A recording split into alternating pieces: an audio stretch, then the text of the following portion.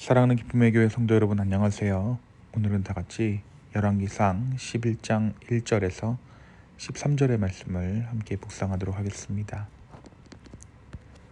솔로몬 왕이 바로의 딸 외에 이방의 많은 여인을 사랑하였으니 곧 모압과 암몬과 돔과 시돈과 헷 여인이라. 여호와께서 일찍이 이 여러 백성에 대하여 이스라엘 자손에게 말씀하시기를 너희는 그들과 서로 통혼하지 말며 그들도 너희와 서로 통혼하게 하지 말라. 그들이 반드시 너희의 마음을 돌려 그들의 신들을 따르게 하리라 하셨으나 솔로몬이 그들을 사랑하였더라. 왕은 후궁이 700명이요 첩이 300명이라. 그의 여인들이 왕의 마음을 돌아서게 하였더라. 솔로몬의 나이가 많을 때에 그의 여인들이 그의 마음을 돌려 다른 신들을 따르게 하였으므로 왕의 마음이 그의 아버지 다윗의 마음과 같이 아니하여 그의 하나님 여호와 앞에 온전하지 못하였으니 이는 시돈 사람의 여인 아스다롯을 따르고 암몬 사람의 가증한 밀곰을 따릅니다.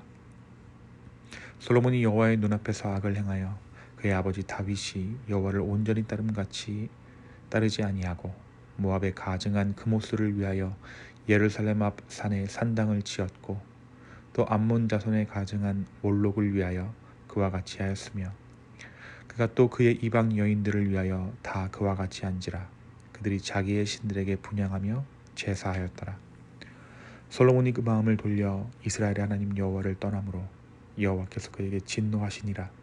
여호와께서 일찍이 2번이나 그에게 나타나시고 이 일에 대하여 명령하사 다른 신을 따르지 말라 하셨으나 그가 여호와의 명령을 지키지 않았으므로 여호와께서 솔로몬에게 말씀하시되 내가 이러한 일이 있었고 또 너가 내 언약과 내가 내게 명령한 법도를 지키지 아니하였으니 내가 반드시 이 날을 너에게서 빼앗아 내 신하에게 주리라. 그러나 너의 아버지 다윗을 위하여 너의 세대에는 이 일을 행하지 아니하고 너의 아들의 손에서 빼앗으려니와 오직 내가 이 나라를 다 빼앗지 아니하고 내 종 다윗과 내가 택한 예루살렘을 위하여 한 지파를 너의 아들에게 주리라 하셨더라. 아멘. 우리가 어제 열왕기상 10장까지의 말씀을 통해서 솔로몬의 부귀와 영광이 어떠했는지를 함께 보았습니다. 하나님께서는 솔로몬에게 지혜를 주시고 뿐만 아니라 그가 구하지 않았던 부귀와 영광까지 넘치도록 부어주셨습니다. 솔로몬의 지혜와 명성을 통해 그의 명성뿐 아니라 하나님의 이름이 온 열방으로 뻗어나가기 시작했던 것도 바로 열왕기상 10장이 우리에게 전해주고 있던 내용이었습니다. 하지만 이러한 풍요로움 가운데 어두운 측면도 함께 드리워져 있었습니다.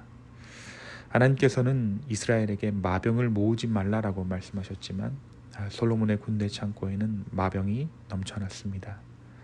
결국 솔로몬의 부귀 영화는 영적인 교만과 영적인 해이함을 가져오게 됩니다. 결국 솔로몬의 마음은 하나님을 떠나게 되는 지경에 이르게 되죠. 오늘 말씀은 이스라엘의 영적인 타락, 솔로몬의 영적인 타락이 기록되어져 있습니다. 솔로몬이 우상을 숭배하기 시작한 것입니다.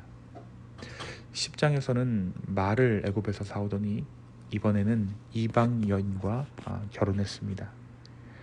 이스라엘이 강한 나라가 되었으므로 정치적으로 주변의 많은 나라가 이스라엘과 조약을 맺기 원했고 이것을 위해서 통혼 정책을 펼쳤는데 결과적으로 많은 이방의 부인을 얻게 된 것이죠. 결코 이것은 하나님께서 원하시는 방법이 아니었습니다. 문제는 솔로몬이 이 많은 후궁과 첩들을 정치적인 수단으로만 대하지 않고 이방 여인들을 사랑했다라는 것이 문제였습니다. 오늘 말씀은 솔로몬이 이방의 여인들을 사랑했다라고 기록하고 있죠. 이방 여인들이 솔로몬의 아내로서 한 일은 솔로몬의 노년에 하나님을 떠나게 하는 일이었습니다. 솔로몬이 그들의 신들을 섬기게 하고 그 신들을 위해 예루살렘의 온갖 신전들을 짓게 한 것이 바로 이 이방의 후궁들과 첩들이었던 것이죠. 하나님의 법을 어긴 채 가장 지혜로웠던 그가 지독한 우상 숭배자가 되어가고 있었던 것입니다. 솔로몬은 이전 때와 같이 이전 때와는 달리 나이가 들었을 때 육체뿐 아니라 영적으로도 쇠약해 해지기 시작했습니다. 그는 이방신들인 아스타롯과 밀검을 섬겼고 그로스와 몰록을 위한 산당을 예루살렘 앞산에 지었습니다. 다시 말하면 하나님의 눈앞에서 이 모든 일들을 행했다는 것이죠. 하나님은 이미 2번이나 특별히 솔로몬에게 말씀하셨습니다. 너가 나의 율례와 법도를 지키면 너의 아버지 때와 같이 내가 너를 축복하겠다라고 말씀하셨지만 그는 하나님을 떠났습니다. 하나님은 진노하셨죠. 하나님의 진노는 진노로 끝나지 않습니다. 하나님과의 언약을 깨뜨리고 우상을 숭배했기 때문입니다. 그래서 하나님께서는 나라를 빼앗아 신하에게 주시고 아비 다윗을 생각해서 솔로몬 시대가 아니라 그의 아들 세대에 이 모든 일들을 허락하실 것이며 한 지파만은 남겨주시겠다라고 말씀하십니다. 이것은 하나님의 징계이기도 했지만 한편으로는 솔로몬이 돌이킬 수 있는 마지막 기회이기도 했습니다. 솔로몬이 범죄하였을 때 사람 막대기와 인생 책찍으로 징계하시겠다라고 다윗에게 말씀하신 하나님의 말씀이 그대로 성취되고 있었던 것이죠. 하나님은 에돔 사람 하닷과 르손을 일으키셔서 솔로몬의 평생에 이스라엘을 괴롭게 하셨습니다. 이들은 모두 하나님이 일으키신 사람들이었습니다. 평화와 부요의 상징이었던 이스라엘은 이렇게 기울기 시작합니다. 결국 이 열왕기상 11장의 말씀은 후반부에 여로보암이라는 인물을 일으키셔서 솔로몬을 괴롭게 한 것을 기록하고 있습니다. 이 여로보암이라는 인물을 통해 이스라엘을 분열을 기록하고 있는 것이죠. 사랑하는 성도 여러분, 오늘 말씀은 우리에게 무엇을 말하고 있습니까? 오늘 말씀 열왕기상 11장은 우리에게 끝까지 신실할 것을 이야기합니다. 우리가 말씀에서 본 것처럼 솔로몬은 하나님께 참 많은 것을 받았고 또 누렸지만 그것을 마지막까지 소유하지는 못합니다. 그의 아버지 다윗이 하나님 앞에 범죄했지만 회개하여 돌이킴으로 끝까지 하나님의 인도하심을 받았던 것과는 달리 솔로몬은 하나님의 손길로부터 멀어져 갔습니다. 이 모든 것이 스스로 자행한 일이라는 것이 더 큰 문제였죠. 그리고 결국 이스라엘은 분열이라는 끔찍한 결과를 맞닥뜨리게 됩니다. 사랑하는 여러분, 은혜를 받는 것, 하나님으로부터 오는 축복을 받는 것은 어쩌면 인생이라면 기대해 볼 수 있는 믿는 자의 특권과도 같습니다. 그 은혜와 함께 우리에게 주어지는 책임은 그 은혜 가운데 방종하지 아니하고 그 은혜를 죄의 기회로 삼지 않고 오히려 우리의 마음을 지켜내는 것입니다.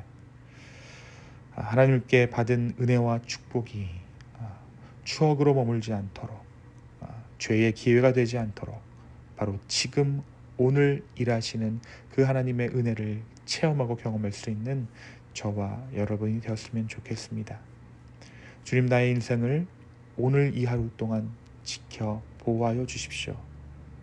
이 하루의 삶 가운데 주님의 은혜가 필요한 죄인입니다라는 그 고백이 저와 여러분의 오늘 하루에 합당한 고백 되기를 예수님의 이름으로 축원합니다. 두 번째, 오늘 말씀은 인생의 시련이라는 것이 오히려 우리의 신앙을 견고하게 한다는 것을 말해줍니다. 솔로몬의 타락은 다름 아닌 풍요와 번영 때문이었습니다. 솔로몬은 한 번도 인생에서 위기를 겪지 않았던 것이죠.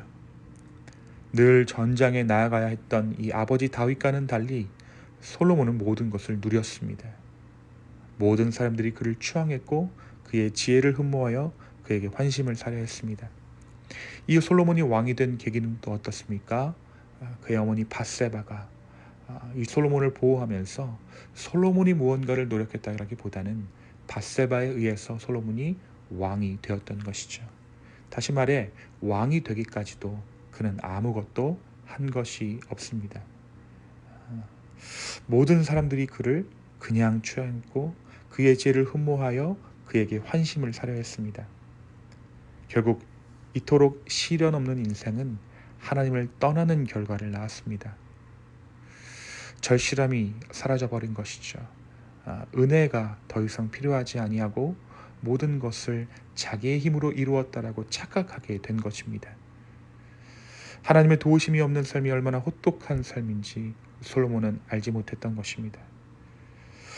반대로 생각하면 오늘 우리의 삶 가운데 겪게 되는 이런저런 시련들은 우리로 하여금 주님을 바라보게 하고 주님을 붙들게 하며 찾게 하는지도 모르겠습니다.